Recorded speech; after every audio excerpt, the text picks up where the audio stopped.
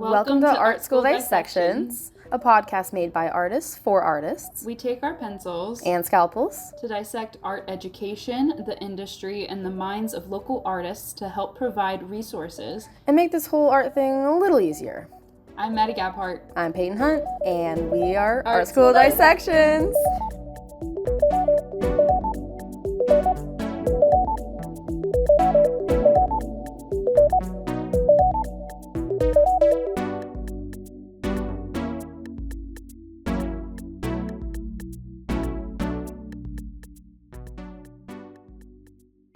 Welcome to Season 2, first episode. Yay! It's a little different this time. We have more interviews. There's no video. Yeah, you will not be seeing us anymore. We are not being watched. No longer perceived. Sorry. So sorry. Yeah. You'll just have to imagine our forms in the ether. Yeah, I mean, if you go back and watch our first season, then you'll know what we look like, and you can just imagine that in your head. Yeah. Like the creative people that you are. Yeah, exactly. So, super easy. Making a video was not easy, so no. We decided for the sake of mind and making regular uploads easy for us, video was not the way to go. Yeah, two-person production. You gotta find out where you want to put your energy. And that's what season 1 was kind of for us, was figuring out what we wanted to do with all this. And we are applying the lessons learned this second season. We kind of went big and realized what we couldn't do and whittled it down to what we could. Yeah. So, learning experience and no regrets. Yeah. Because, we both have very full, busy lives outside of this project, and it's so fun to get to do this, but this is not our full-time thing. And so now that we're knowing what our capabilities are, this is what we can do. So just to set some expectations, every 3 weeks you will hear from us. Every 3 weeks you can tune in for an hour or so and hear us jibber jabber, but not just us. We have people we are interviewing. Yeah, very exciting. A lot of people in the interview, a lot of old friends that we're getting to reconnect with, a lot of other neighboring artists in our studio space. So it's going to be a lot of really good inputs, a lot of different life experiences. So hopefully answering a lot of questions that the two of us just don't have the answers for because we don't have those experience under our belt.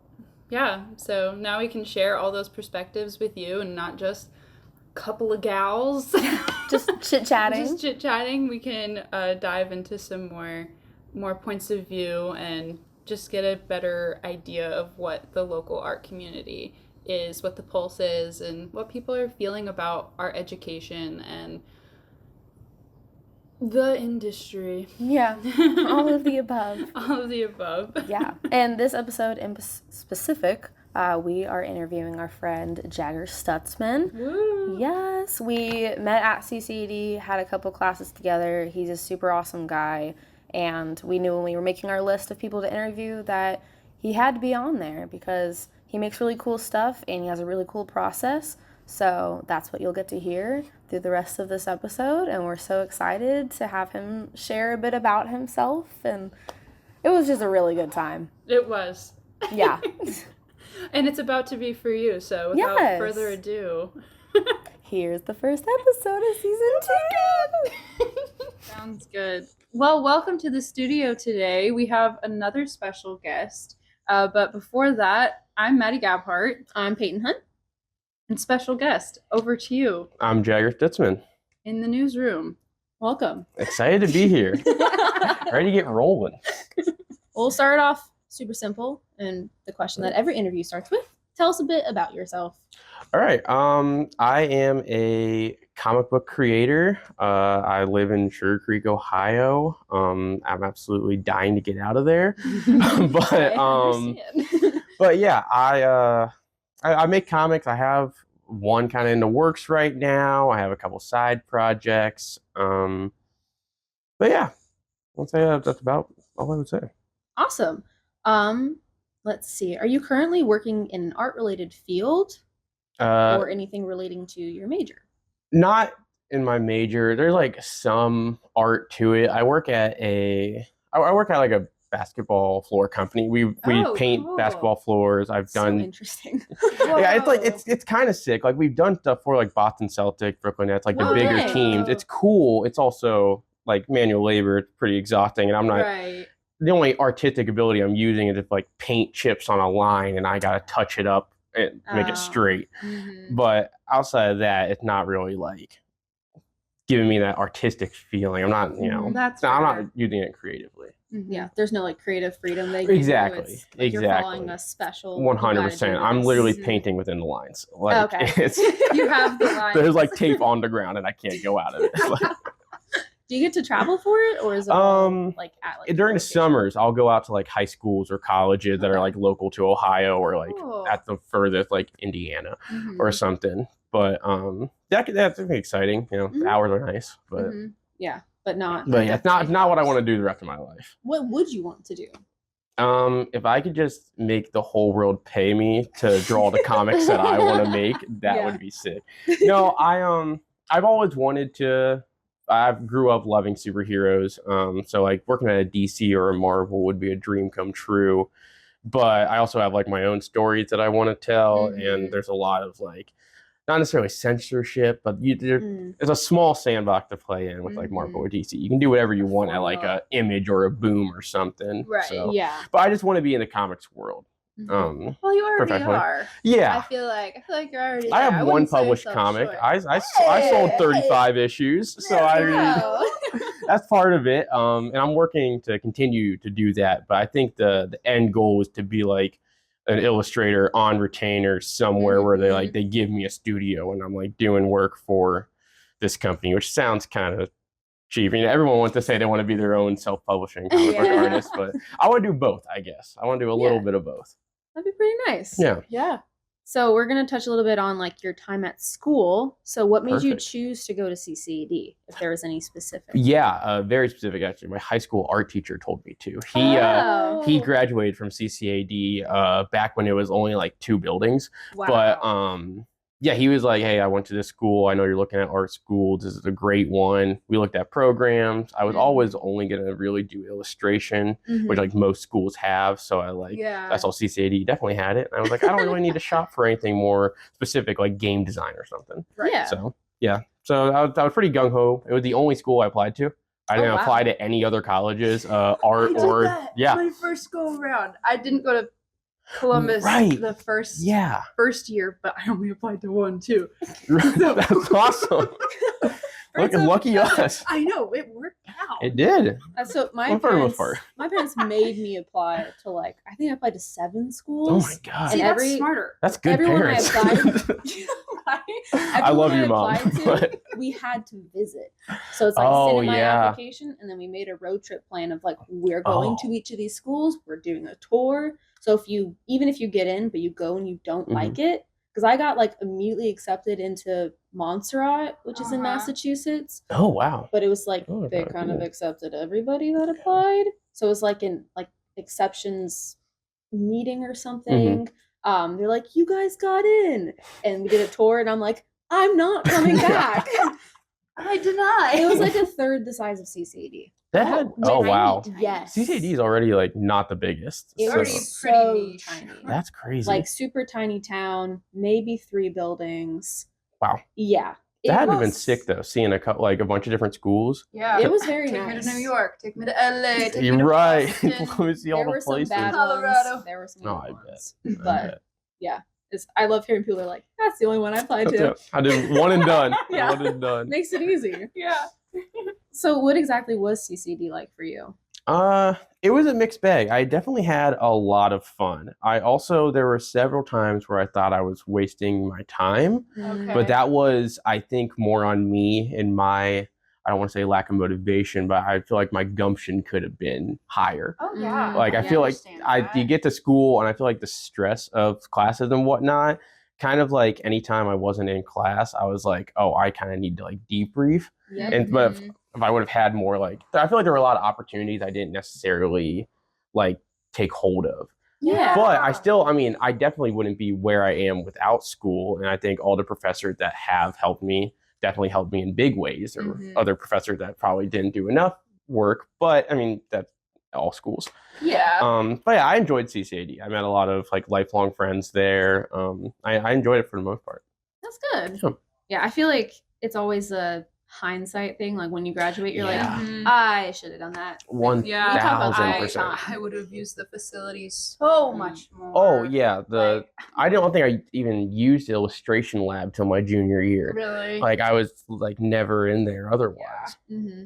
I also, the one thing I've noticed about school is that like during school, I felt so like creatively challenged. Not in like a school was asking a lot of me, but I feel like the projects I was working on didn't really fit the niche of what I wanted to do. Yeah. So then I was spending so much like creative, I love that, spending so much like creative energy on these projects. And then anytime I went home and wanted to draw for myself, it was like, I couldn't get there almost. Oh, yeah. Completely understand. I basically only drew what was required of me. Right. And I'd never had that before. Exactly. Yeah. But like after I graduated, I mean, instantly I was like, oh my God, I could make this comic. I could do this into a thing. And I like that. I felt like the first 4 months after graduating, I mean, it was just like a creative free for all, which was good. Yeah, it was really good. It was like interesting to see how like it gave me so much more, like, how do I want to say it? I got better at drawing, like my technicality got better, and I also feel like I'm starting to think about art and like how to approach a project differently because of school and like the tiny parts of it that they teach you about. So now it's just like it did set me up to be a better artist for sure. Good.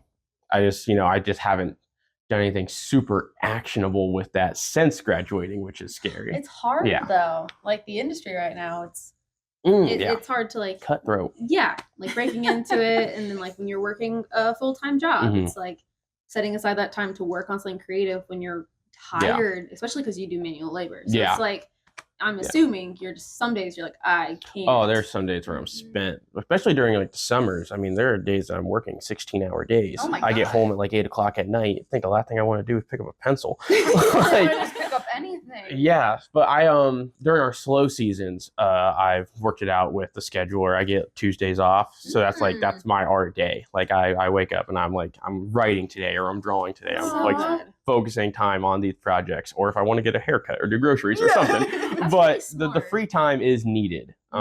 So I'm thankful that my job's so lenient to allow that. That's really nice. Yeah, it is really nice. There's something to be said about having parameters, kind of like what we did at school, and being forced to work around them. Yes. I feel like some really beautiful things can come out of, oh, I have to do this. So like being allowed to have that time, it's really nice. it's really nice. What I do miss is like I'm now like with my days off, I've been removed from school for a long time. I have a lot of like projects kind of like in the beginning stages, but like I live in rural Sugar Creek. No one around me is like super like thinking about things like creatively in a way I am, that like I can't get eyes on it. So like I miss critiques. I miss being able to like show it to someone like, oh, this panel would be so much stronger if you flipped it or if you added more blacks or something. Like I miss that for sure. Yeah, and I feel like that's something that's hard to recreate. Like even if you were to show it to somebody online, or like just send it over text, like, hey, can you look at this? Like it's just not the same. I've had someone, do you guys know Xavier? I don't know his last name. He graduated a couple years before us. Comics. Yeah, I believe so. Yeah. He sent me like a 3-page script to like and pencil to look at recently, which was cool. I was like, oh, I like being part of this critique process. Then I was trying to look at the script and his inks on my phone at the same time, and that was really hard. I ended up just being like, yeah, these look really good. Here's like maybe one thing I'd think about, but like you can't really have that in-depth conversation. Yeah, that's really hard. I want to move back to Columbus, and one of the things I'm like gung-ho about is like the second I have my own place and everything's moved in and fine, I'm like once a month I'm like, this is a critique night. I'm inviting like 30 people that I know. We're gonna cram into my tiny ass apartment and we are gonna critique art for hours. That'd be so fun. Right, that's why I want to host that so bad, because I feel like that's such a valuable resource in art schools. You have so many creatives and people like that around you to bounce ideas off 24/7. Yeah, and then I loved it. it's so nice. It's so nice. Did you have an idea of what you wanted to pursue pre-college, like before you even went to CCAD? And did that change, if at all, after you like started going into school? Kind of yes and no. I think I always knew it was art ever since I was a kid. Like my mom used to joke that I knew how to draw Batman before I could spell my name correctly. That's adorable. so And so cool. like Oh my God. it's always been in my DNA. Yeah. And so I've always wanted to pursue some type of career in that. But it was animation for the longest time. Oh, me too. I was on that like train. when I was never on that train. I never messed around with animation. I just Yeah. thought, man, how do I make money drawing? And I grew up watching cartoons, so I was like, it's got to be They draw. it's got to be animation. Yeah. They draw, I can do that. And then you hear animation kids talk about, and I'm like so thankful that I didn't do Yeah, that I major. know. Oh, Jesus. yeah. No. But it was that for a while. But yeah, I think like pretty quickly I started looking at the majors when I started applying for CCAD, and I was like, probably not animation, probably just gonna do illustration. Going back, I wish I would have went gung-ho on comics. Yeah. But it was like a new major. Like my art teacher was like, that wasn't a major when I was in school, and I was like, well, that's scary. So I guess I'll do illustration. Not established. Yeah. But I've still got it. I was thankful that the comics department at the school still kind of like let me play around in that field. Like there was a lot of opportunities that I was able to take comics classes. I was able to participate in Spitball. I was able to do all those things that like comics majors do. Yeah. Which was nice to still do that. But my degree is illustration. Mm-hmm. Yeah. I knew a lot of people that like after being in illustration for a bit were like, actually, I want to do comics. Yeah. But it was too late to then switch majors, or you could have, but then you're going to be there for a little bit longer to then finish that major off. It's like basically the same thing. It's just Yeah. like illustration kind of opens you up for not just like sequential storytelling, but you can also just do like it teaches you about like ads and marketing and like how to make that type of art as well. One thing I noticed, I was actually thinking about this recently. The difference between it was like illustration, you'd be in like some class, like a professor that's known for doing like watercolor type of stuff. And they'll never use true black. Nothing in real life is true black. It's always a dark purple. And then I go into comics and every professor just like, you need more blacks in this panel. You need more black in this panel. This needs to be a harsher black. I'm like, what is it? Yeah. There's a lot of bouncing back and forth. Yeah. Like Everyone has different advice. Right. yeah, I still remember I had taken, I forget what it was. It was a class with Emmy. We made a website. What was that class?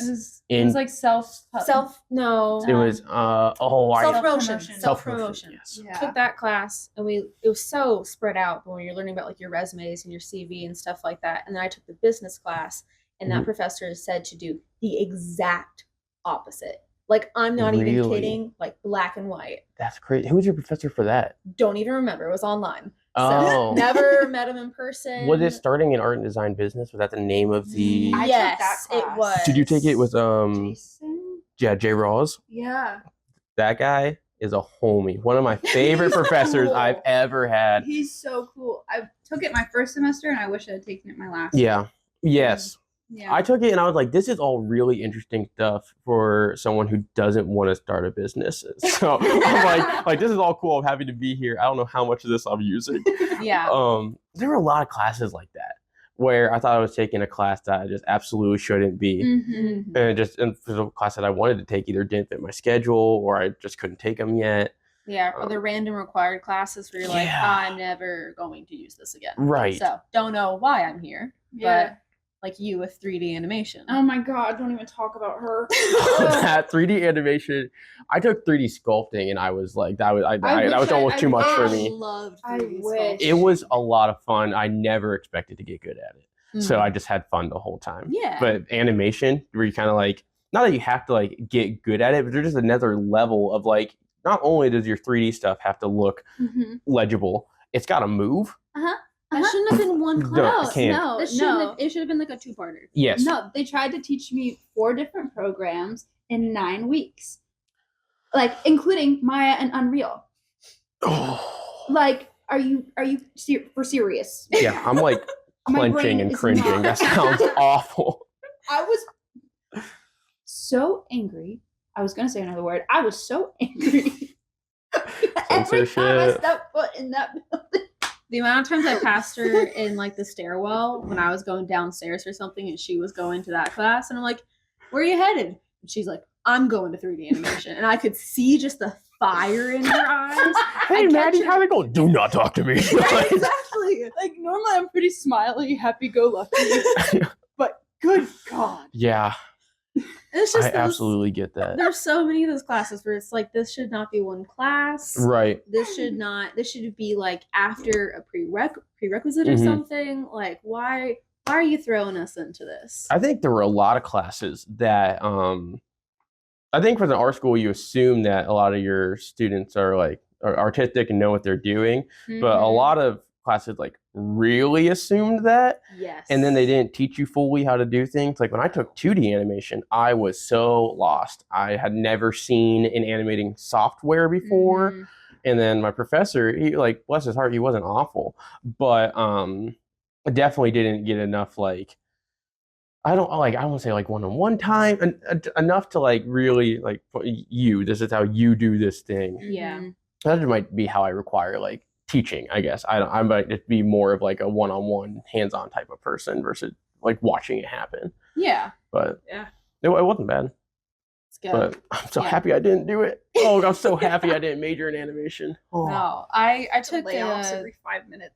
Oh yeah, like Warner Brothers and all the companies. There's Netflix. I mean, they axe all their animation now.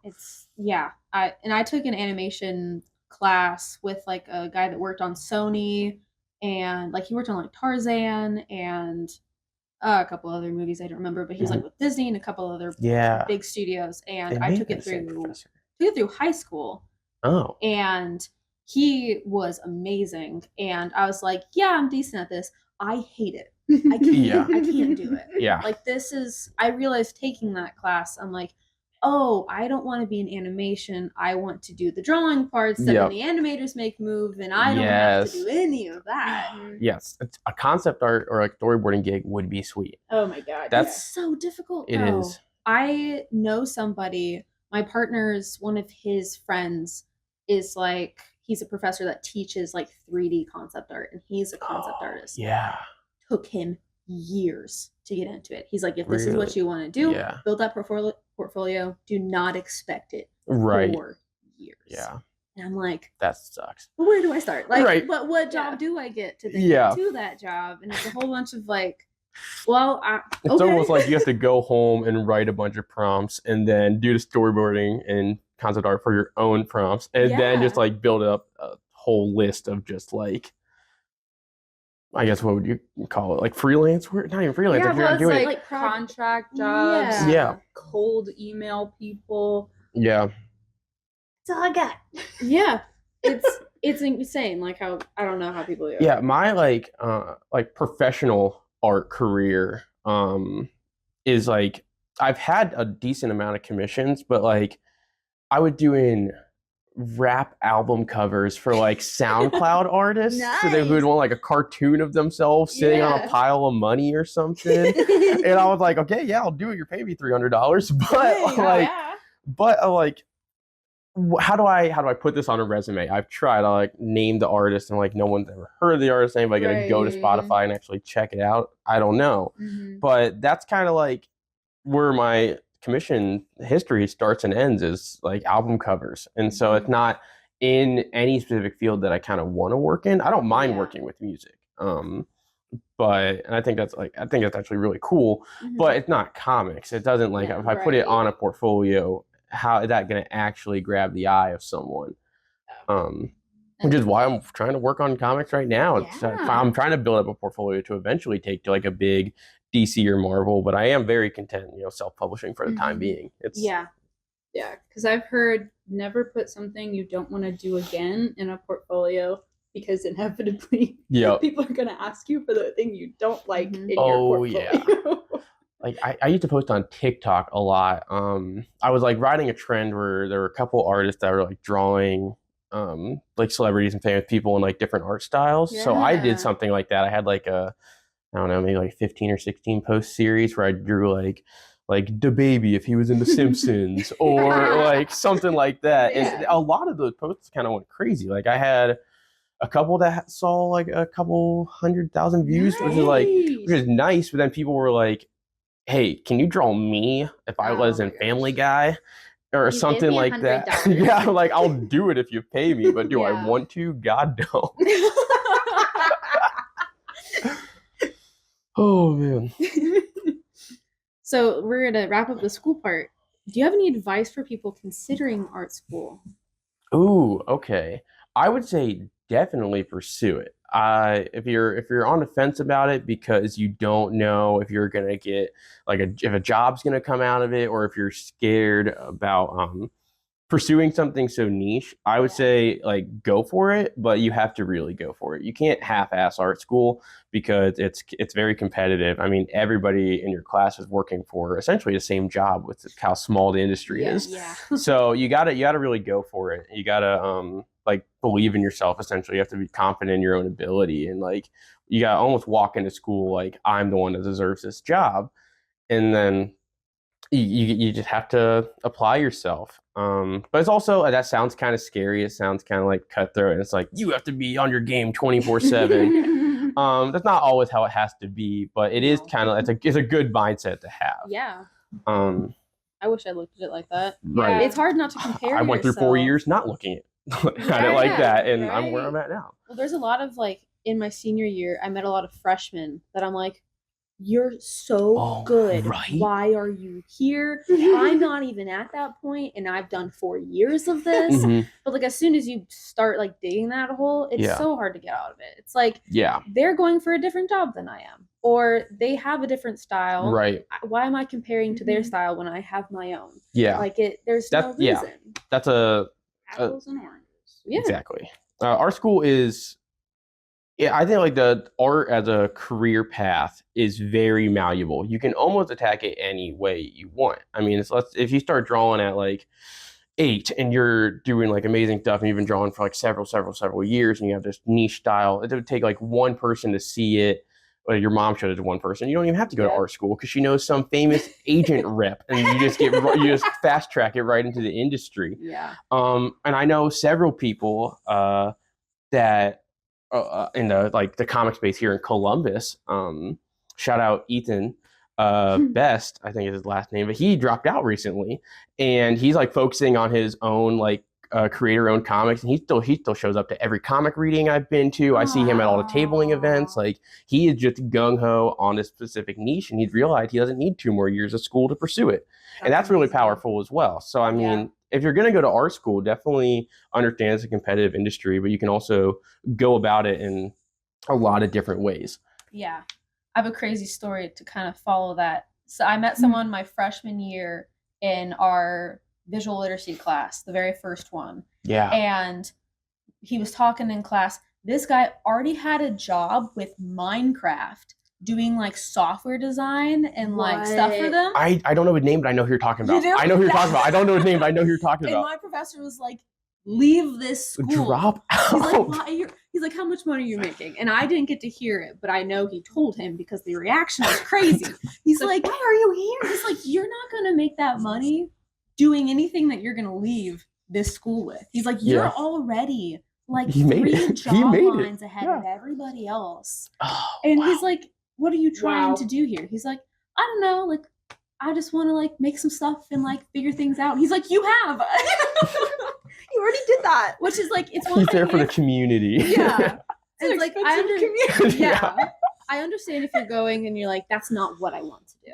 Like I got lucky with that, but this is my passion. But it didn't sound like he had any like, I want to go to school to learn animation or like something like that. It was just like I'm just here to make art. It's like his parents were probably like, you need to go to school. And you're like, I guess I'll go to an art school. Yeah. But he just shouldn't have listened to his parents to begin with. Yeah, right. Yeah. It was so crazy. Never saw him again. Yeah. That doesn't surprise me. I would have left that weekend. I really hope that you did not come back because you're doing fine. Yeah.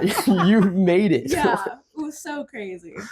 It's crazy. And connecting with that last question, do you have any advice for people that have recently graduated?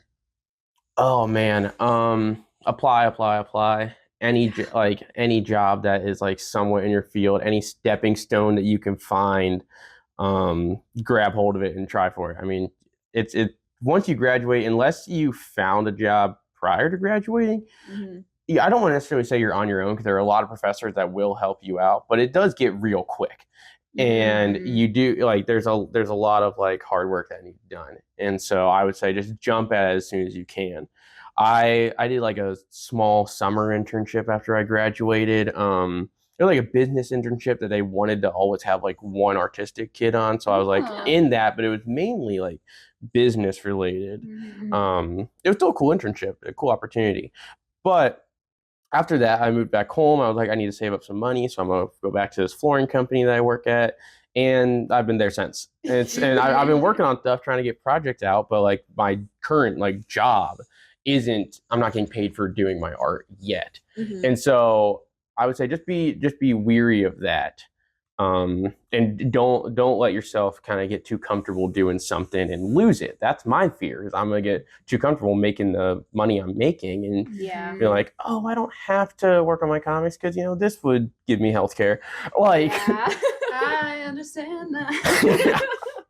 Yeah, I just found out that I will not be able to continue my job in the summer. Oh, and wow. I just got an email from the school board that because of that, I will lose my health insurance as soon as school ends. No. So man. I'm like, well, I'm already kind of dropping down low. Let's just see what happens. Yeah. I'm like not even mad about it anymore. Right. I've accepted it. I'm just like, I'm losing all this stuff. I'm not going to make a lot of money. Yep. Let's pour it into something I'm passionate about and see what happens. Yeah, if you're gonna get like, it's sad to call it free time, but if you're gonna get all that free time, like you gotta use it. That's how I'm looking at it. That's a good way to look at it. The studio like every day. Right. It's like, will I be making money? I also feel like you guys having a studio is a sick first step for that. Like you guys are fully at this location. I mean, there's artists everywhere. Being fully like immersed in a world like that definitely helps. Yeah, and I'd like to take more advantage of it because like Friends Fridays helps, but it has been in a lull. Like the first 3 of them, we were doing great. Okay. Like almost making rent what we made. Okay. And then the next time we made $5. Oh yeah. And then it stayed like we're making $30. Yeah. Yeah, $30 a month, and that's like okay. Either we need to change something, or it's just like the situation, or so it's a lot of like piecing together what do we have to do to make this space worth it. You're right. Which is a weird. I mean, we've probably tried 30 different things. Oh yeah, we've tried so much. The studio has moved around. Like we've moved everything in here so many times. Reorganizing. Maybe if we move a table here, people will walk in. Yeah. It's like, well, didn't work this time. Let's move it somewhere else. So I have a question. When you guys are doing your Franklin Fridays and you're selling your artwork, how much of that is just like a back catalog of like prints and stuff you already have? Or are you ever like actively making art with the sole purpose of I need to sell this next weekend? I'm making something new right now. It was going to be for a gallery thing, and then there was a complication with my materials, so it didn't happen. Yeah. But I'm still going to finish it. I can't get in the mindset of I'm going to make this to sell it because then I lose the passion. Exactly. That's what I wanted to get to, because I so often I think about applying to these like tabling art shows because I want to release comics and I want to sell them. Right. But everybody always has other shit there. I mean, there's prints, there's stickers, bookmarks. I mean, anything that isn't a comic can be found at these tables. And I don't make art like that. If I'm like, creating, it's all that energy is usually going toward the book that I'm working on. Right. Yeah. And so I don't have like prints that I can print off and sell. I don't have anything I have that could currently work as a sticker.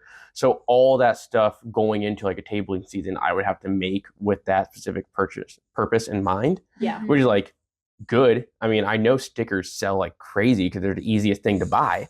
Yeah. But I have none. So I have to like put myself in that position where like, oh, I need to grind and make art specifically just to sell, and I'm like, that is not inspiring. It doesn't. There's no passion behind that. Well, especially if you don't plan on being somebody that tables often. Like that's not. If some people make it a job. Like if that's not the job that you want. Yeah. Then I mean, like some of my stickers I've had since I was 18. That's crazy. Yeah. Do they still sell? I sell a couple every once in a while. Have I sold out of any stickers? No. Yeah. Only recently sold out of prints that I've had since freshman year. That's nuts. So it's like you put in all this effort to make stuff, to sell it, and then, you know, everything, if it goes wrong, no one buys it. What are you going to do? Now you're going to set up to table another event, but now you're going to make more stuff because you're like, maybe that stuff didn't sell. Because, we're going to try something else. Now you have the stock of stuff. Just a back catalog. Yes. Like we've been stuck on that. Yeah. That, I'm looking at a print right now. Kind of glaring at it right now. That mean mugging it. Yeah, I'm mean mugging this little house over here. I've had prints of that house since our first show. Yeah. Back in like 2019. Yep. So I feel like I know at least 3 people that would have something like that in their house though. It's just it's just the luck of the draw, I guess, who walks in and buys something. Absolutely it is. Yeah. And it's like, you know, you hear from other people that table for a living and they're like, this is what sells really well at these kind of fairs. So you make that and then no one buys it. And you're like, well, I'm not going to table at another place like this for who knows how long. Right. Where is this going to sell? Now it's just sitting here. And you wanted like the optimistic, hopeful answer is like, well, just make what you want and people will come and buy it because your audience will find you. That's nice. Newsflash. That doesn't always happen. That's so nice to hear. Yeah, it definitely makes me smile, but that's about all it does. Doesn't help my bank account. No, it doesn't. It is. It's tricky. It's why I don't table at anything. It's like having the studio, and that's why I like the studio so much. It's like, don't have to move this. Yeah. Put it in my car. Right.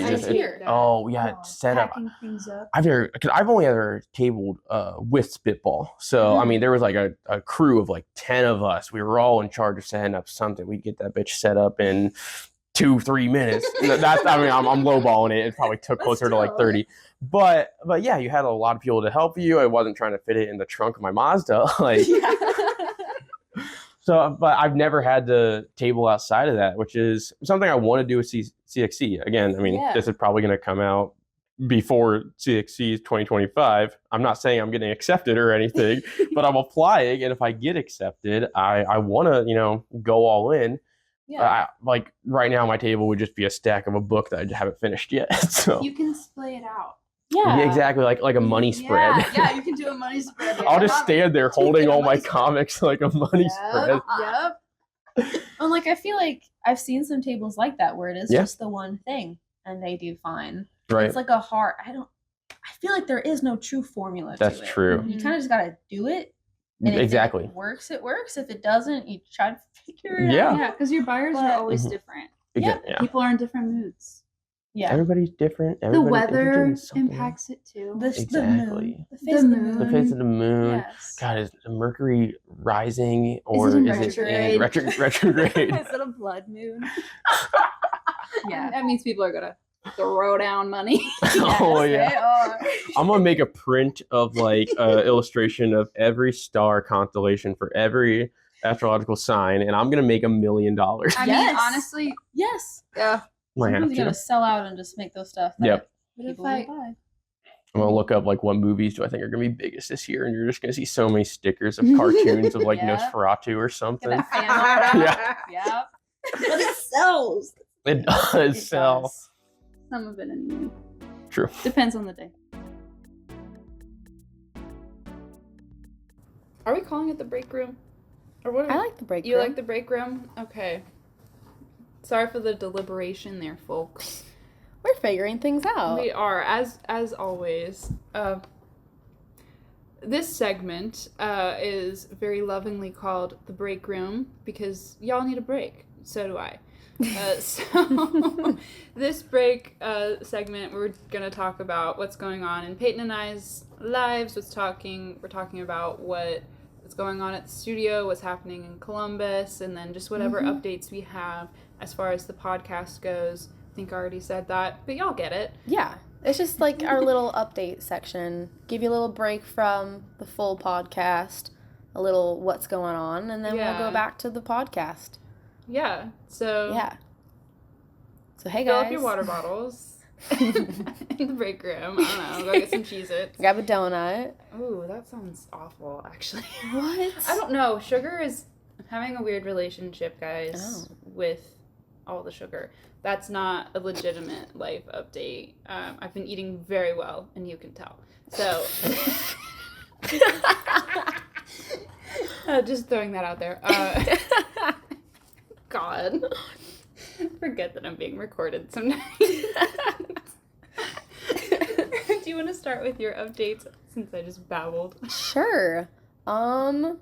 There's not really a whole bunch going. I'm trying to think if I'm actually doing anything. Oh, I received a grant from the Greater Columbus Arts Council. So I've been kind of planning out what I'm going to be doing with that money. I made some new stickers. I made stickers that fund. Cute. Thank you. That all the profits go to the Yosemite Conservancy because I'm kind of mad about what's happening to our national park. So I thought I would do what I could about it. So I will be updating my website at some point with my online shop. I finally fixed Squarespace after like 4 years. So whenever I actually get the time to do that, I'll have things on my shop for people that are not local and cannot come get my things. And then I got a free desk and I changed my studio space and it feels good. Yeah, the flow is right. Yeah.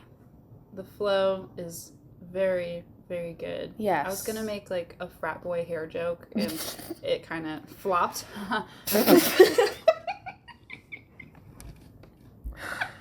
Jesus. Anyway, your updates now. My updates are I'm in a very jokey mood this morning.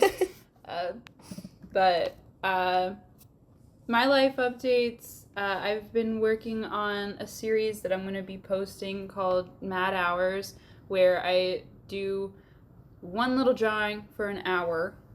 That's it. Just capping it at 1 hour, and I'm documenting the process. It's all on my socials, and really just finding time to make something and like blocking it off, scheduling it so that I'm actually making things and doing things that fill me with joy and serendipity. Yeah. So that has been super fun.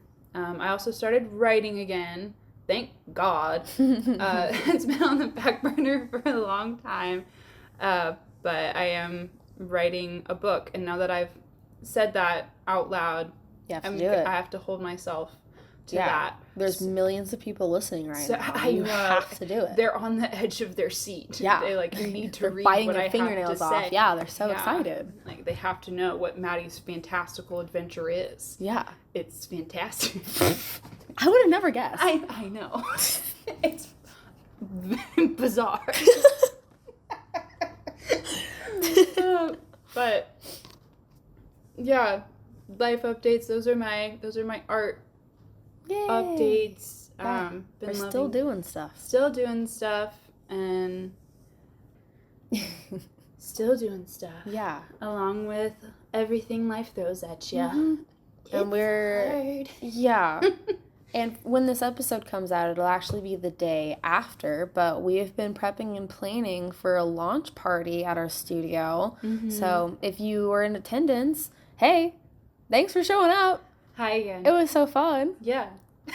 We're recording this in advance, so it also feels a little weird. Like, I'm assuming it's going to be super fun. Yeah. Yeah, we're People are recording this the coming, day yeah. before, but you'll hear it the day after. My Very brain's going Matrix. to break. Yeah, very Yeah. Matrix. But we made podcast stickers. We're so excited about. They're super cute. If there was any left over, we'll have them for sale. Yeah, to support The podcast. the podcast, the Yeah. creation of this resource, this outlet, this Yeah. being. Because once we can find a way for this to, like, not that this ever needs to make money, but if it can find a way to help support us, then we could put more time and effort into it and maybe return to video or, you know, do more things that would require more time that, you know, we can't really allocate for now. But if it's making some sort of revenue, it's a little bit easier for us to do that. So the stickers will help with that. We're brainstorming the idea of a Patreon. So we're thinking for episodes that we record and they go a bit longer than what actually gets put out into the world, all those cut segments could go into a Patreon where you could have like exclusive access to information that nobody else got. Extended version, full color, in audio. It'll be fantastical. And maybe we could do, you know, if you are a certain part of the Patreon, you get one of our stickers, or we'll fill it with a whole bunch of our answers to questions, and, you know, you could ask a question that gets put on the podcast, or you could be on the podcast. Yeah, so we're brainstorming the idea. We'd love to hear any feedback.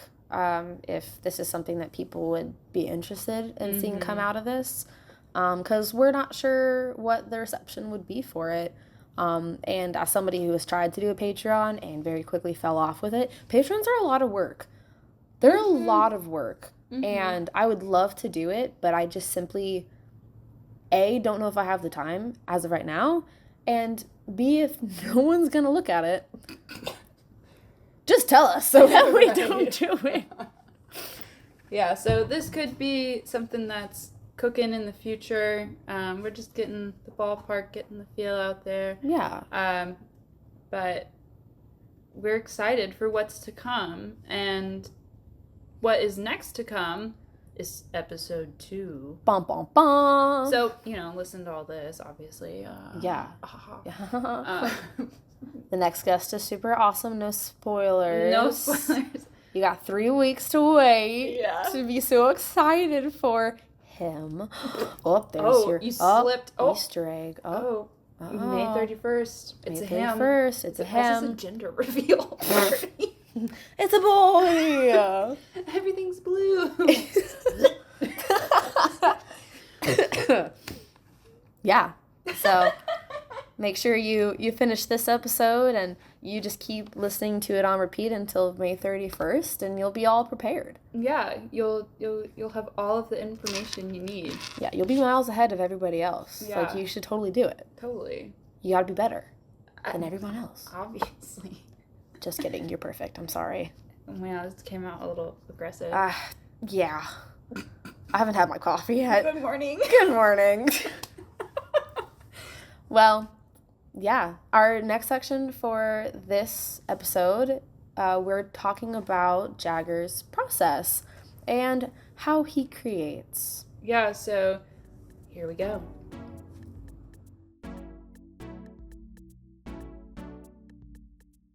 So now we're going to pivot a little bit to talking about what your process is like. Right. So first question coming in hot. What medium do you use the most or prefer doing when you were at art school? When I was at art school, I think it's just the same answer for not at art school, but I like traditional more than digital. I find that like the texture of like the pencil or pen on paper just like gives me more confidence in my lines. Yeah. I feel like every time I work digitally, it's just squiggly, squiggly, squiggly, squiggly, squiggly. Like there's no like undo it. Yeah. And, Yeah. But I would say pencil. I do a lot of comics, so there's a lot of ink involved. But I controversial hot take. I hate nibs. I hate like Oh my God. I'm a felt pen lover till I die. What about a brush? I have a brush pen. No, brush. Miss me and with that. ink. Awful. But I'm not a painter. I'm really not a painter, and it's that same kind of, I guess, not thought process. I guess, but yeah, I don't do brush. I did in school when Emmy was like, "Hey, you have to use a nib and a brush." Yeah. I haven't like gone back to it since graduating. I think my nib is collecting dust in a box somewhere. Mine are sitting at. All my nibs Yeah. are right We're there. both just pointing at our desks. Yeah. But I haven't touched them. No. Yeah, no, probably I won't. Pretty. yeah, but I will say I get really comfortable. I like drawing small. I love drawing small. I love my micron that's like 0.005. It's the smallest marker you've ever fucking seen. And I love using that. So then when I like get to working on like a finished like comic art page, it's like, oh, what materials am I going to use? Because I've been using this tiny little guy in my sketchbook, and I'm really confident with him. Yeah. So I need to get more comfortable with brushes and nibs and all that stuff that like professionals use to make their shit like a big scale. But currently, I'm inching towards that. It's currently a lot of markers, a lot of felt tip markers, a lot of brush pens, paper. I don't like mess around with like paints or anything colored really. Most of my coloring is done digitally. But I guess kind of like jumping off that, are there any pros and cons to using ink versus digital like for your process, or do you use digital at all in your process? They're definitely digital in my process. I'll say I use it the most on my phone. I have Autodesk Sketchbook on my phone. It's like the app is so easy to use. It's so simple. And so if I have an idea in my head that I want to sketch out quick and I don't have something on me, I'll just draw it on my phone. And also having an app, I've also used it as like a Photoshop thing. Let's say I do a sketch, take a picture of it, then like I can use the lasso tool to like move an arm a certain way, and then I'll either print that out and lightbox it, or put a paper on top of my phone and sketch that out. But I love traditional work, so that's mainly what I'm using. But I do I still use digital in a lot of different facets as well. So whenever you're starting a new piece, do you envision a final version in your head, or do you just kind of like letting let me see where this takes me? It very let me see where it takes me. I'm very vibes based. I have an idea of what I want it to look like, and then the second I'll build off my favorite part of the drawing. So if I'm drawing someone and I draw like a sick jacket, I'm like, wow, that jacket's really sick. Then the character's entire personality becomes having a jacket instead of whatever it was prior. Your jacket man. I love adapting it as it goes. It's never kind of what the original idea is, because every idea I have is the best idea ever. And so it's always got to change. I agree. Thank you. Yeah. Oh, I'm working on a big superhero comic right now. It's not going to come out for a while, but the main superhero, she works at a radio station. And so earlier today, I toured a radio station. I emailed them and I was like, hey, can I come see what this is about? And while talking, it was awesome. It was awesome to the inside. But hearing him talk about what their jobs are, how they interact with other people in the industry and whatnot, I'm like, it's already changing character personalities in my mind, where it's because they would act this way in the actual setting.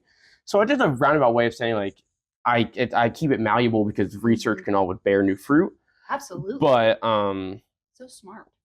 That is really smart. Yeah, but they're also, then it's there's a double-edged sword of the idea I have in my head was really cool. Then if I want to change it, it's almost like I think that's the classic advice for writing. It's sometimes you gotta kill your darlings. Yeah. It's if you're sometimes you're too attached to one part that it doesn't service the story fully.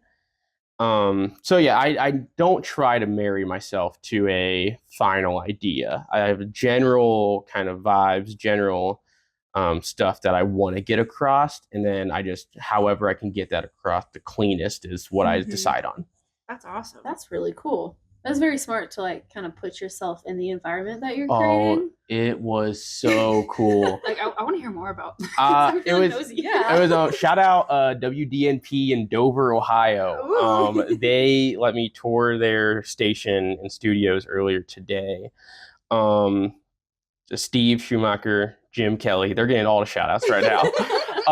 It was so cool. I mean, they showed me the mixing booth and kind of all what the stuff does, what buttons they press. I stood behind Jim Kelly while he was doing his announcements and show and whatnot. Wow. That was really cool. And yeah, it's all stuff that I need for my comic. Right. It was seeing the place, because I've been trying to draw draft up concepts backgrounds for this comic. And I was I don't know what a radio station looks like. I spent a decent amount of time trying to Google it and do research, find documentaries or video stuff on it that could show me. I was I'm just gonna email some people and see what happens. And so one of them finally, someone finally got back to me, and they were yeah, it was a nonprofit, and I want kind of a big part of the comic to involve like the commercialized side of it, because I want to like talk about that. And being a nonprofit, they don't really have ads. They don't really have like censorship issues that maybe like places that do need to do ads and have. So, but it was still super insightful. It was so awesome. Dang, and I asked them, I was like, hey, if I'm in the middle of writing and I need to like come back, they're like, yeah, you can come back anytime. So I'm gonna walk in there on like a Saturday every now and then, just be like, hey, can I just like shadow you for? Can I just take pop squat? Yeah, I'm just gonna sit in the back and just sketch this room and then get out of your hair. Like, and then I'll leave. Don't worry.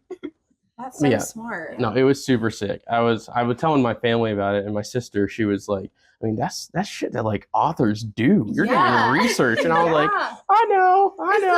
That's like, me. Don't mind me. Right, exactly. Yeah, no, it was. I was super honored to do it, and it definitely gonna be a big help. Definitely, it does stoke those fires of like, oh, I'm like doing this. It's a little more professional now. Yeah, you're like real. You're getting into the environments. You're acclimating with professionals. Right. Like you're doing the thing. Even being here, I mean, I'm doing marketing now. Like today is a professional day. Yeah, you're having a good old day. You feel very motivated. Exactly. Mainly, I'm doing a bunch of stuff that I now have to put myself behind. I'm like, oh, I'm on a podcast now. I gotta actually draw this comic now. I got a radio station that's requiring on their little blurb in the beginning of the book. That's so cute. I love it. Oh my God. So, good day. But for your day-to-day, I heard through the grapevine that you have been doing a daily sketch. I have. And posting it. I was. Yeah, I was. I had a goal, 2025, you could call it like a New Year's resolution. That's what they're called. Mine was draw more. Just because there's so many times I sit down and I'm drawing and I'm like, this looks like ass, and it's because I don't draw enough. You gotta like dig through the ass to get to the gold. Like bad analogy, but like you get it. And so I was like, I'm just gonna draw every day and I'll post it as a little incentive to like make sure I'm doing it. And I had a really good January where I posted every day, and I got 3 days into February, and I was like, man, this is so taxing. And it's kind of, it's recontextualizing how I wanted to treat these daily sketches as like warm-ups or as something to get my hands loose. And it became something I have to post. And so I've stopped doing it to give myself a breather. I'll probably start posting again, or just, because I need to start drawing again. I've stopped doing this, and I've also, I mean, I don't think I drew anything today, but I mean, I have a pencil. Yeah, let me just whip something up real quick. But it was nice because I was using it to kind of flesh out ideas for stuff I was working on. But then I started thinking, I was like, oh, I can't make my daily sketch these characters from this comic. I haven't announced this comic yet, and I can't. But like, also, who cares? So I it was a little bit of both. It was really nice though. Like I enjoyed doing it. I want to get back to it. And it looks cool. I don't know how to like say that, but I really liked my process where I would draw something and then I would cut something out and put like a colored sticky note in there to give it some value. And I like the look of that. And so it's kind of like, man, if I ever in the future make zines or something to sell at like an art show, I want to like lean into that style. So it was really helpful. I just need to keep at it. I love like a nice looking sketchbook. Sketchbook process stuff goes pretty crazy at times. It really does. It's both inspiring and terrifying. Yeah. I don't think I have a single finished sketchbook of my like 20 sketchbooks. I kid you not. Like not even once from high school have I drawn. Well, how big of sketchbooks are you getting? Like I think my normal ones were like a regular paper size, so 8.5 by 11, and like 40 pages. If you want to finish a sketchbook, buy a sketchbook that's the size of an index card.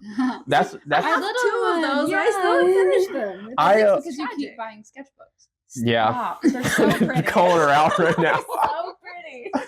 The dailies that I was doing on Instagram are in this like sketchbook. It's literally the size of a notebook, probably like 3x5. Oh, cute. I get them at Walmart. They're like $4. Oh, I walk into Walmart, I buy Amazing. like 4 of them, and I swear I'm on my 4th one, and I started buying them Nice. in December. So I mean, I plow through them because it's so easy to fill up a page. Mm-hmm. Versus like I have the big one, the ones that are bound, and they're like 11 God. by 8.5 or something. And I'll like draw in a corner. My biggest artistic flaw is I draw in the middle of the page, and then I have to flip over to the next one if I want to do another drawing. Yeah. That's so real. So that's why I don't use the big ones as much. My big ones are never finished, or they're finished because they went through all 4 years of college and they Yeah. only Yeah. got finished from like time. Uh-huh. Yeah, or you had to like Yeah. finish because we had markets, illustration markets together. Yes, with a graph. Yep, and we had to Mhm. fill. Or had Shout to out do Dave sketchbook. Groff. Yeah, we did the sketchbook pages. Yeah, That killed me. that did kill me. That was awful. Yeah, that sucked. There were so many of those where I just drew a giant cartoon in the middle of the page. Like I wasn't doing anything. Like I No. hated doing those because they were so uninspired. Yes. I had like maybe 3 Forced. that I liked, and then the rest of it was just like I have to hit this quota. Like Exactly. Yeah. I think I had one that I liked, and it's now. I'm pointing at a piece that I made. It's now a. that was piece one that of I your made. It is. sketch. Okay, Yes. damn. Yeah, it was the. That's really good. It was the creature with horns or something with Yeah. horns. So I did. It's the only sketch I liked. It's the only one that I felt inspired when I did it, and then it became a different piece. I used it Yeah. in my printmaking. There and you go. It became a holograph, and it looks cool as hell. It does thank look you, sick. thank you. I almost cussed. Sorry. Even though I think I've said all of them this whole podcast, but I almost said another one. I was like, oh, I should probably rein in. Draw the line Hit your somewhere. limit. Exactly. I've hit my quota. Yeah. I had one that I did for Dave Groff's sketchbook thing where it was I drew like a beer growler. They what a, Yeah. I drew one and it was like one with like a giant like mean face with like sharp teeth because he was like growling. Like I was like a play on That's words. cool. And I drew this and I was like, oh, if I could get like a brewing company to see my art and I could just draw beer cans for the rest of my life, Yeah. like that would be sick. Yeah. There's so many avenues for art. Because if you really think about it, everything has art, down to like the design of a chair to like the packages you're seeing at Walmart. Like everything Yeah. has art at some process. So it is just finding the jobs. Yeah. But they're hard to find. They are Yeah. hard to find. They're hard to find. But And it's also like when there's so many options, yeah. it's It's like analysis paralysis. yeah, it's Yeah. like what do I? Because again, it is that as I don't know about you, but I've been applying to jobs since the day I graduated, and haven't stopped. I think I've hit about 400 applications now. Yeah. So just this year, I've hit Yeah. 40. That's So, crazy. We're going pretty heavy with So- it. I'm proud of you. Thank you. Yeah, I'm very proud that's of a you. lot of really good work putting like doing those like that takes a lot of guts and bravery and all that. Where do you find them? I check like LinkedIn is probably where I check the most and I never find shit. LinkedIn And so sucks. it's like, yeah, it does suck. The actual job postings on LinkedIn, most of them, from my experience, are fake. Or Damn. they are job listings that are saying they're for graphic design, but they're covering about 4 different actual Yeah. jobs. Yeah, it's like you're the whole marketing team. Yes. Yeah. So like I don't apply to those ones because I'm like, I can tell right now this is not, It smells it's not nasty. gonna Yeah. work. But I follow like a lot of people. I made like a lot of connections with like CCD professors Yeah. and current and graduated students, and then like artists that I like. I just follow them and I Mhm. scroll on the feed, and people will post, "Hey, Oh, this company is hiring. that's This is their website. nice. This is their email." Or a lot of Yes. people will like or repost different, what do you call them, recruiters. Yeah. They're Okay. like, I know a recruiter. Mhm. Here's her post, and it's for this one job. And then go directly to their website, go directly to their email. Do Right. not apply through LinkedIn or Yeah. Indeed or Handshake. Like, That just gets Yeah. lost. yeah, they're never gonna see it. Like Yeah. I even It's defeating when I It try and get out there and try and is. find a Oh, job. yeah. Yeah, and that's why I haven't Yes. applied to any because I checked. I'm talking. I've only looked at one resource, but they didn't have like any jobs, and so I was like, oh, this is hopeless. But it's hard. I still like. But I mean, I'll- it's a little inspiring to hear that you've applied to 400. That means they're out there. yeah. They're just not Yeah. hiring, I guess. Or even like companies that I want to work for that aren't hiring, I'll send them an email. Yeah. Be like, here's my generalized portfolio, here's my resume, here's a CV. Yeah. And it's like this is what I'm looking for. If this come up, please email me. Have I heard anything back from any of them? No. But they have my email. Yeah, you're doing it. You're doing the work. So, and like, you know, I think through all those applications, I've gotten about 7 interviews. Yeah. So that's the part that stings. Mhm. It's just like They well, won't even take the time to yeah, chat. Right. it's Like, at least crazy. like reach out and Yeah. But I have changed my approach. Like my first 150 applications, it was with my portfolio straight out of college. Bad. Yeah. Not good. Yeah. Resume straight out of college. Bad. Not good. So Student work. yeah, exactly. So now I'm taking to I have specialized portfolios for everything, like PDFs of here's my graphic design work, here's my logo work, here's my illustration broad, here's my traditional, here's my concept art. I have so many of them. And I have resumes for every single one. That's genius. I mean, that's how you have to do it. I mean, you're attacking it at all sides. That I think we talked off air about how I want to look into teaching. And I think that was so appealing to me because of obviously all the benefits that come with teaching, but also it was something that I felt easier to grab onto. I didn't need 18 different resumes to apply for a art teaching job. Yeah. And that's the shit I don't like doing. I don't want to update my website every 2 months. I don't want to update a resume all the time. No. And so that's what I was trying to avoid all that by just I could just go to more concrete field and then use that time off. It allows me with summer breaks and winter breaks and whatnot to really go gung-ho on other art, personal stuff. And then eventually, once I build up a portfolio, give it to DC, and they are like, "Yeah, please come draw Superman for 15 issues." Done. Right, Yeah. DC, if you're listening, I'll draw anything I'll draw Superman for a box of scraps. That'd be so fun. It really would It be. really would be. Jinx. Yeah, yeah. I don't have a soda, but I have a mushroom energy drink. Mm. Yeah. You designed this? No. Oh, so you're just giving me this to drink? Yeah, If you want it. It's not very I'm good. okay, thank you though. I thought you were I did the art for this. And I'm No, that's no, sick. That's a no. good gig. No, I wish. Did that, but Yeah. not the... She's pointing at her tarot deck. Sorry, I forgot.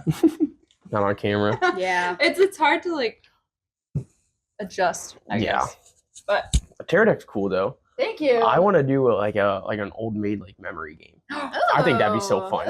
Just draw 20 characters, make Yeah. 2 of every card. That feels like Yeah. an untapped market. Right? Yeah, that'd be I feel like I lot of haven't seen fun. a modern old maid game Yeah. in years. You should do that. That's what they're- that's Talking what- about potential projects. I know we've touched briefly on what your current process is. I kind of want to hear more about the comic that's going to come out soon. Yes, I would so love to hear more. yeah, I haven't talked about that much here.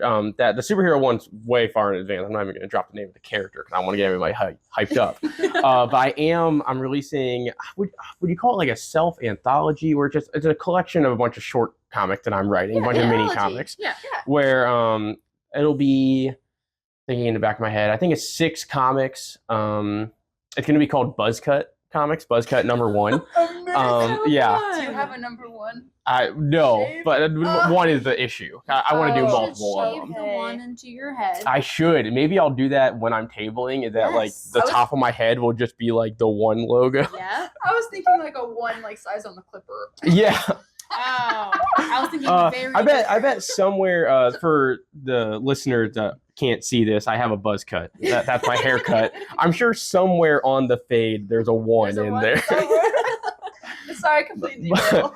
But that's fine. There are 6 comics. There's some 1-pagers. I think there is a 7-page comic, there's an 8-page comic, there's a couple 4-page comics, and it's going to be interactive. This might make a couple people cringe, but I want in the comic, the center most, what do you call them? The spread? Yeah, the centermost spread. I'm going to make a poster on the inside part, and on the outside parts are instructions on how to rip it out of the comic. And so I'm making a comic that I'm encouraging the audience to destroy, essentially, to then hang part of it up in their room or wherever they want to. I thought that'd be so cool because this comes from having read enough comics and abused enough comics to notice that like the pages can be ripped out pretty easily without ruining the book. So I was like, how can I market that into something cool? Yeah. So I want to put a poster in the middle of the comic, and then the back of the comic is going to have a crossword on it. Oh, fun. Yeah. I like the idea that I make something and then people can just like, after they buy it off the table or they buy it offline or however they get it, it's theirs and they can draw on it. They can rip out the middle page. It's personalized. How would I want to say that? You can personalize it for your own stuff. Love it. Yeah. I always like the idea of like the interactive aspect of it. So that's very exciting. Trying to think what else I want to give away. About Buzzcut. Yeah, about Buzzcut number 1. Number 1. No, there will be more than one. The goal is to make this like a thing that I continually like put out. Because I think I feel like it's easy to just like, oh, I have an idea for a comic. I can't make it a 20-page something. Let's make it 4 pages and throw it beside a bunch of other ones. And so yeah, that was the goal with that one. I've been having a lot of fun with it. A lot of the ideas are ideas that I came up with within the first like months of getting out of school, where I just felt so like creatively tapped in, and I was like, oh, I'm gonna write so many comics, and they've made it this whole process all the way to now. So it's cool. It's cool. I'm really excited about it. I'm so happy for you. I'm excited to read it. Yeah, no, it should be coming late September this year if I get it out in time for CXC. So look out, guys. Yeah. And even if I don't get the table at CXC, I'll set up a table in front of the library in downtown Columbus, and you guys can come stop by. Just like on the street. Yeah, I'll become a street vendor. I don't need like a license for that. Yeah. I mean, but if just come meet me in my car. The trunk will be open. We don't gotta like make it a big thing. I only got the parking for 15 minutes, so hurry. You park, you drive around, you come back, park again. Exactly. I'll get the comics to you guys somehow. It's very interactive. Exactly. Not only is it a book, it's also a goose chase. It's an experience, guys. The Buzzcut experience. Love it. That'd be so fun. Oh man. See, this is why creatives need to be together. We just exactly. come up with great ideas. Yep. I miss this like spitballing. Yeah. What would a goose look like with a buzz cut? Like, would he look cute? Or Who? like a goose with a buzz cut? They like kind of already, I guess they don't have buzz cuts, but their hair is pretty glued to their head. I don't know. To buzz cut, you'd have to like shave it almost. Are all geese like greasers? Like they all got the slick back. Imagine a goose with like the comb that's like a butterfly knife. You gotta draw that now. Yeah. I'm gonna have to. That's the first sticker. There we go. See, spitballing, it works. There we go. All right, so you guys have to have me on every week just so I can meet a quota of like art. So you can post. Exactly. Yeah. That's what's gonna like restart the daily sketches. And you're gonna see a February 9th, and it's gonna be a goose with a slicked back haircut. I'm so excited. I will like it. I will share it. I will comment. Yes. Do all the things. Make the algorithm love it. Yeah. I'm gonna put that as like the thumbnail for this post. Yes. It's perfect. Yes. We need that. I mean, well, I have one more question, and then we can wrap it up. Kind of related to social media. What's your relationship with social media? Like, how do you view it? We've kind of touched on it a little bit. Yeah, I think I view it as like, it's like something you have to do as an artist. You gotta market yourself. But boy, would I love to delete every app off my phone. Yeah. Like, my bones. I can feel it. Yeah, I've done that before, and then I last 2 weeks, and I'm like, okay, I need to re-download everything. I think I feel like I'm just addicted to social media in general, but I feel like the excuse I keep telling myself to keep it is that like I'm an artist, I need to post so people know I do this. Yeah. And I feel like as an artist, I just haven't like a somewhat unhealthy relationship with it. Mm-hmm. But I also understand that it kind of is necessary.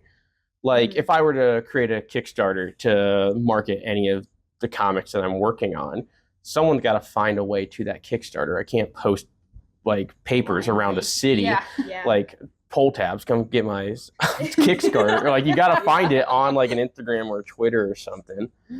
So it's necessary. I don't love it. And I really, prior to doing these like daily posts, I've been posting on my story too. They're not like posted like in my feed. I haven't posted on my feed in years. Really? Yeah, because I'm not really making finished artwork right now. I'm either writing or thumbnailing for comics, or I'm doodling in my sketchbook.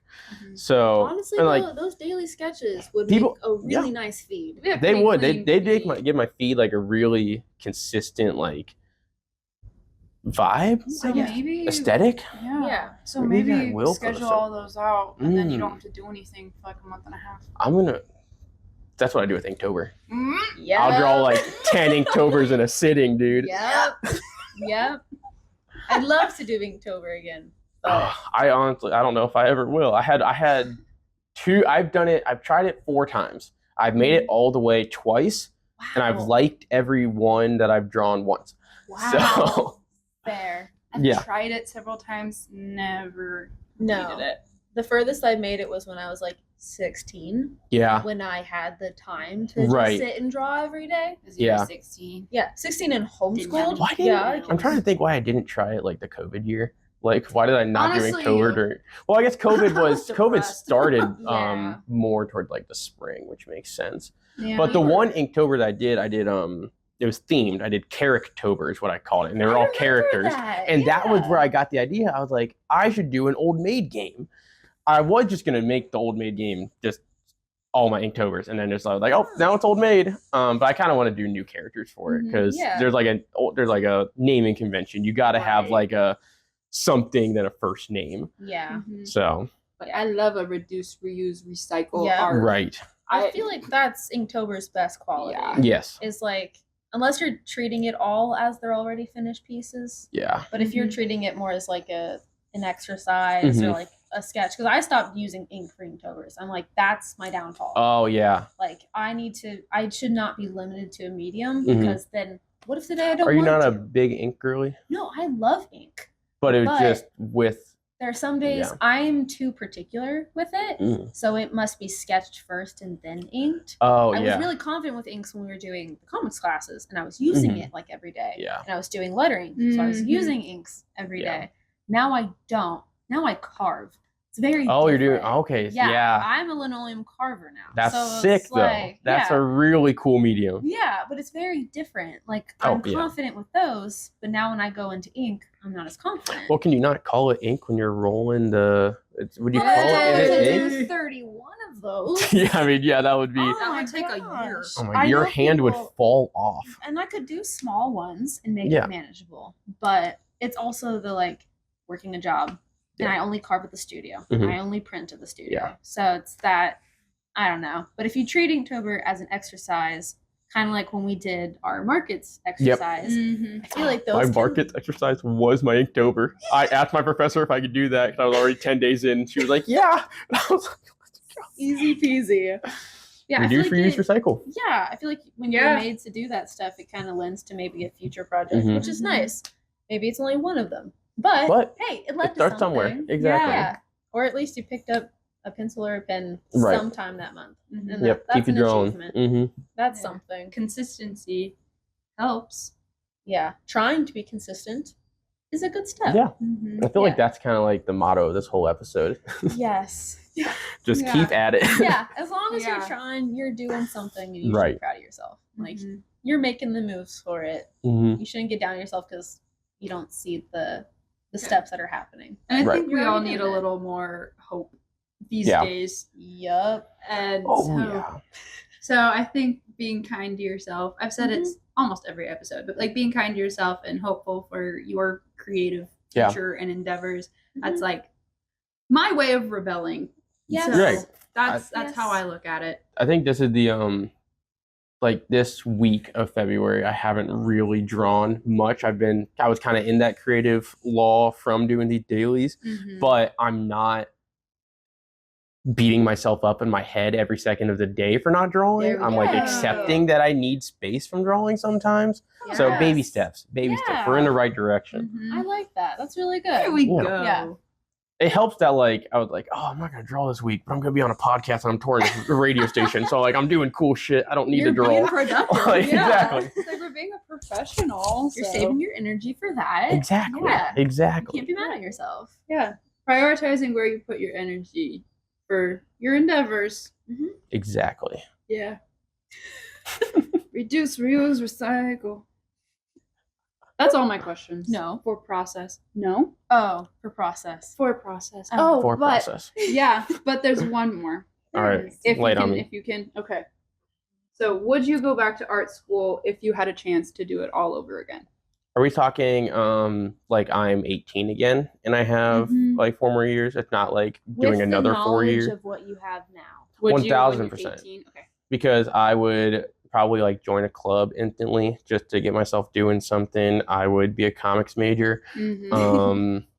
Yeah, 100%. I would redo so much. I would also like if I could add like a caveat to it, I would redo my 4 years of art school not during COVID. I would do it. I would do it without 3 semesters online. That'd be nice. I'd like that a lot.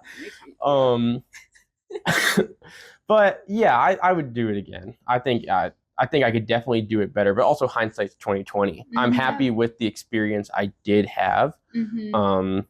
But I definitely would do other things differently. Yeah. Well, thank you. Yes. Awesome, So yeah. much. Thank you for having me. This has been Yes, awesome. It was very fun. I'm so Yeah. glad.